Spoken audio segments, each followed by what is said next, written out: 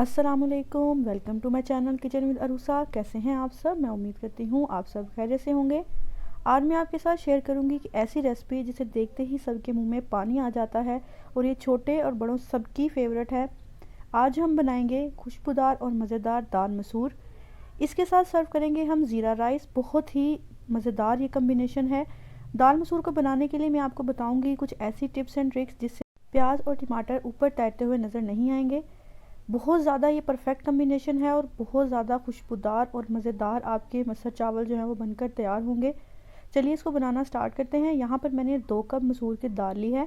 उसको मैंने तकरीबन 15 मिनट के लिए अच्छे तरीके से धोकर भिगो दिया था। उसके बाद मैंने इसको अच्छे तरीके से थोड़ा सा नमक डाल के बॉयल कर लिया है। अब यहाँ पर इसका मसाला तैयार करते हैं। 1 कप मैंने यहाँ पर ऑयल लिया है। ऑयल को अच्छे तरीके से गर्म करेंगे। गर्म करने के बाद यहाँ पर मैंने 1 अदद बड़े साइज़ का प्याज बारीक चॉप करके शामिल किया है। प्याज को हमने हल्का सा सुनहरी कलर आने तक पकाना है। अब यहाँ पर मैंने लहसुन, अदरक और हरी मिर्चों को इकट्ठा ही कूट लिया है। वो यहाँ पर 1 चम्मच भर के उसकी पेस्ट शामिल करेंगे। इसको 1 से 2 मिनट के लिए पका लेंगे ताकि इनका कच्चापन ख़त्म हो जाए। अब यहाँ पर मैंने 1 अदद बड़े साइज़ का टमाटर लिया है। उसको इस तरह से बारीक टुकड़ों में काट कर वो इसमें शामिल करेंगे। टमाटर को हमने इतना पकाना है कि टमाटर जो है वो अच्छे तरीके से सॉफ्ट हो जाए।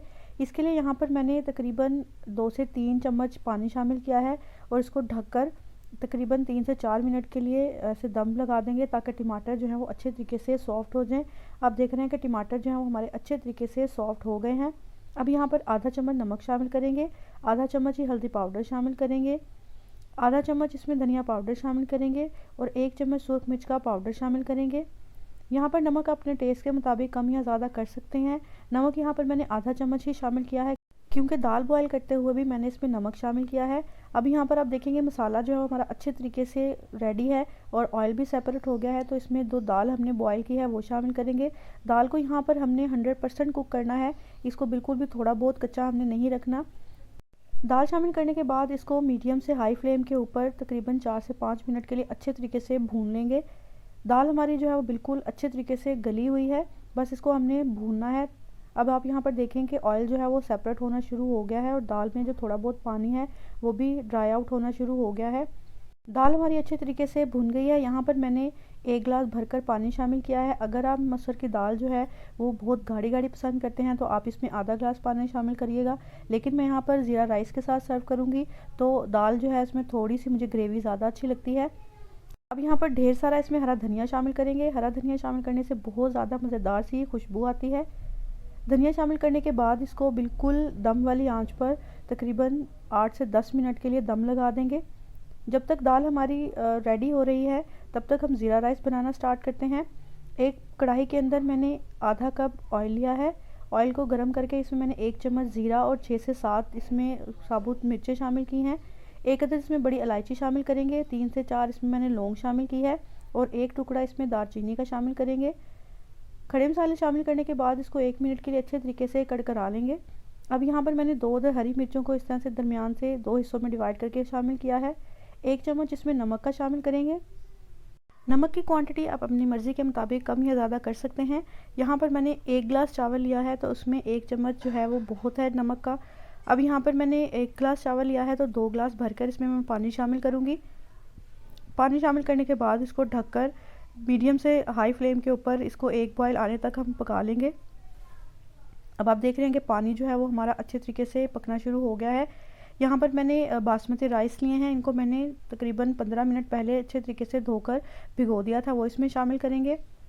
चावल शामिल करने के बाद इसको अच्छे तरीके से मिक्स कर लेंगे। इसका नमक आप टेस्ट कर लें। अगर आपको कम लगे तो आप इसमें नमक जो है वो अपनी मर्ज़ी से शामिल कर सकते हैं। अब यहाँ पर चावल तकरीबन 4 से 5 मिनट के लिए मैंने पकाए हैं तो पानी ड्राई आउट होना शुरू हो गया है। बहुत ज़्यादा खुशबूदार और जायकेदार ये चावल बनकर तैयार होते हैं। अभी तक अगर आपने मेरे चैनल को सब्सक्राइब नहीं किया तो प्लीज़ मेरे चैनल को लाइक, शेयर और सब्सक्राइब ज़रूर कीजिएगा। बेल आइकन को ज़रूर प्रेस किया करें ताकि मेरी आने वाली हर नई रेसिपी का नोटिफिकेशन आप तक ज़रूर पहुंचे। अब आप देखेंगे पानी जो है वो तकरीबन ड्राई आउट हो गया है। अब यहाँ पर ढेर सारा धनिया शामिल करेंगे और इसको 15 मिनट के लिए दम पर लगा देंगे। आप देख रहे हैं कि हमारे चावल जो है वो कितने अच्छे तरीके से खिले खिले और खुशबूदार बनकर तैयार हो गए हैं। ज़्यादा ये चावल मज़ेदार बनकर तैयार हुए हैं। आप इस रेसिपी को ज़रूर ट्राई करिएगा और मुझे फ़ीडबैक ज़रूर दीजिएगा कि आपको मेरी रेसिपी कैसे लगी है। चलिए अब दाल को भी चेक कर लेते हैं। माशाल्लाह आप देखें कितनी ज़्यादा मज़ेदार इसकी लुक आई है, लग रही है ना ये बहुत ज़्यादा टेस्टी। जब आप ये दाल चावल घर पर बनाएंगे तो होटल, ढाबा और रेस्टोरेंट की दाल को बिल्कुल भूल जाएंगे। बेहतरीन से खुशबूदार हमारी दाल जो है वो बनकर तैयार हो गई है।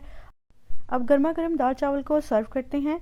दाल चावल तो हर घर में बनते हैं, लेकिन एक बार मेरे तरीके से आप बनाएंगे तो यकीन करें कि पूरे घर में आपकी वाह वाह हो जाएगी। बहुत ज़्यादा ये आपके मज़ेदार बनेंगे। अभी तक अगर आपने मेरे चैनल को सब्सक्राइब नहीं किया तो प्लीज़ मेरे चैनल को लाइक, शेयर और सब्सक्राइब ज़रूर कीजिएगा। अगर आपको मेरी रेसिपी पसंद आए तो इसको अपने फ्रेंड्स और फैमिली मेम्बर्स के साथ ज़रूर शेयर कीजिएगा। बेल आइकन को ज़रूर प्रेस किया करें ताकि मेरी आने वाली हर नई रेसिपी का नोटिफिकेशन आप तक ज़रूर पहुँचे। आप देख रहे हैं कितनी ज़्यादा इसकी मज़ेदार सी लुक आई है। इसको आप अचार के साथ सर्व करें या पुदीने की चटनी के साथ इसको सर्व करें, बहुत ज़्यादा ये मज़ेदार लगते हैं। मुझे दुआओं में याद रखिएगा। अल्लाह हाफिज़।